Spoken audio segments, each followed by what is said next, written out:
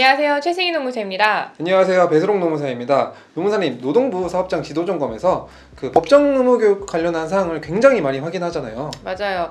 이게 이제 올해가 가기 전에 마무리를 지어야 하니까 저희가 오늘은 법정 의무 교육이 뭐가 있는지, 이거를 실시하지 않으면 어떤 불이익이 있는지에 대해서 살펴보도록 하겠습니다. 법정 의무 교육은 회사가 직원에게 법으로 실시하도록 규정하고 있는 의무 교육을 말합니다. 남녀고용평등법 아니면 산업안전보건법에서 주기적으로 이렇게 실시하도록 규정을 하고 있는데요. 노무사님, 이런 법정 의무 교육 굉장히 많을 것 같은데 어떤 것들이 있죠? 5대 법정 의무 교육이라고 하고 있는데요. 직장 내 성희롱 예방 교육, 산업안전보건 교육, 개인정보 보호 교육, 장애인 인식 개선 교육, 마지막으로 퇴직연금 교육이 있습니다. 회사는 남녀고용평등법에 의해서 1년에 한 번씩 이제 성희롱 예방 교육을 실시를 해야 되는데요. 이거는 근로자의 인격권을 보호하고 건전한 이제 근로 환경을 조성하기 위한 걸 좀 목적으로 하고 있습니다. 네, 성희롱 피해자에 대한 회사의 책임이 강화되고 노동위원회에 이런 성희롱 피해 구제 절차가 신설되는 등 성희롱 예방 교육에 대한 중요성도 점차 확대되고 있는데요. 노무사님, 성희롱 예방 교육은 어떤 내용을 교육을 해야 되는 거죠? 일단 직장 내 성희롱과 관련된 법령 내용이 교육이 되어야 되고요. 그리고 성희롱이 발생했을 때 회사가 어떻게 처리하는지 기준이랑 조치 기준, 그리고 이제 피해 근로자에 대한 이제 고충 상담이라든지 구제 절차가 포함이 되어 있어야 됩니다.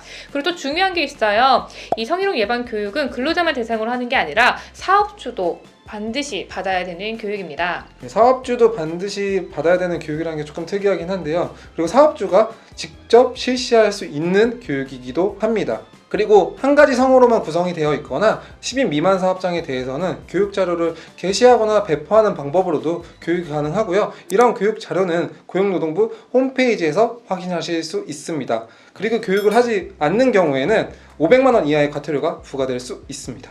네, 사실 성희롱 예방 교육이랑 관련해서는 중간에 입사하거나 퇴사한 사람들에 대한 처리, 증빙을 어떻게 하는지 여러 가지 이슈가 있어요. 이런 내용은 저희가 나중에 조금 더 자세히 다뤄보도록 하겠습니다.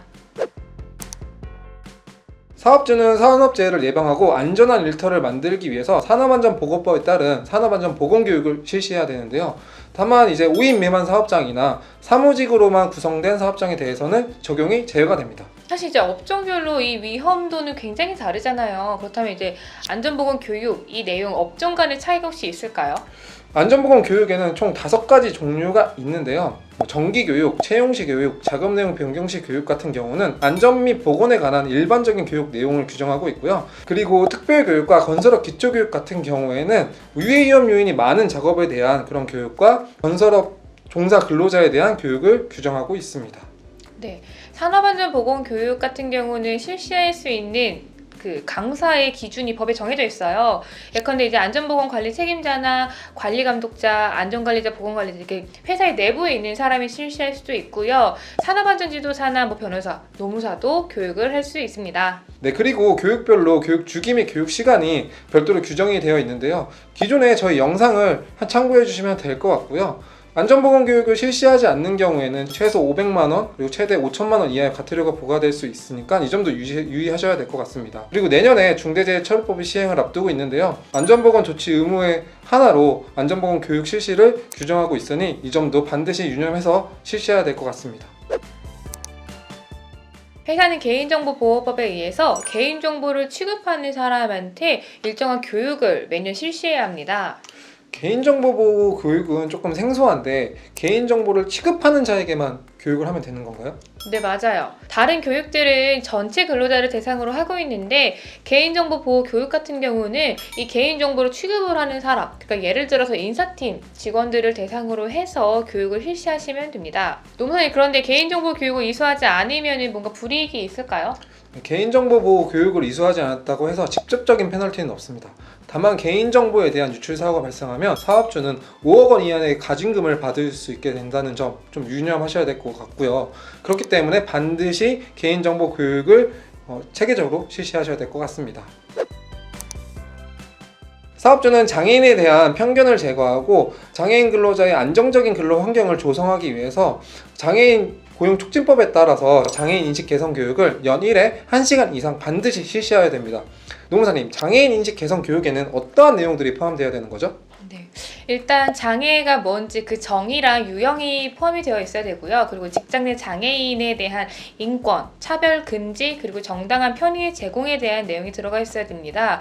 그리고 이제 장애인의 고용이라든지 직업 재활과 관련된 법률 내용도 들어가 있어야 돼요. 그리고 이런 장애인 교육을 실시할 때는 사실 교육을 아무나 할 수 있는 건 아니고요. 장애인 고용공단에서 실시하는 강사 과정을 수료해야만 하실 수 있습니다. 네, 노무사님, 근데 장애인 근로자가 없는 사업장도 이 교육을 의무적으로 실시를 해야 되나요?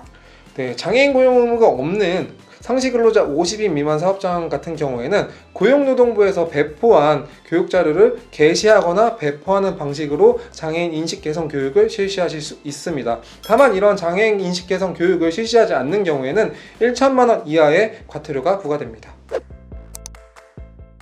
요즘에 퇴직연금에 가입한 사업장이 굉장히 많은데요. 이렇게 DC형이나 DB형에 가입한 회사는 근로자를 대상으로 해서 제도에 대한 이해, 그리고 이제 적립금을 운영한 현황, 그리고 뭐 투자의 원칙 이런 거를 교육을 실시를 하셔야 돼요. 그런데 이런 교육 내용 굉장히 전문적이잖아요. 누가 실시를 하는 걸까요?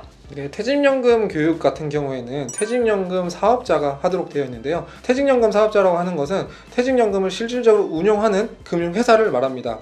뭐 예를 들면 근로복지공단 퇴직연금이다 라고 하면 근로복지공단이 퇴직연금 사업자가 되는 거고요. 국민은행 퇴직연금 제도다 라고 하면은 국민은행이 퇴직연금 사업자가 되는 거죠. 그럼 이런 퇴직연금 사업자가 회사에 직접 와서 교육을 해주시는 건가요? 네, 그렇지는 않고요. 각 금융기관 홈페이지마다 퇴직연금 교육에 대한 서비스를 제공을 하고 있습니다. 그래서 그 홈페이지에 접수를 하셔서 그 근로자별로 수강을 하시면 됩니다. 이런 퇴직연금 교육을 이행하지 않으면 1,000만 원 이하 과태료가 부과가 되니까 꼭 실시하시기 바랍니다. 네, 오늘은 법정 의무 교육과 관련된 사항들을 쭉 알아봤는데요. 더 궁금하신 사항 있으시면 유튜브에 댓글 남겨주시거나 블로그에 들어오셔서 확인해 주세요. 감사합니다.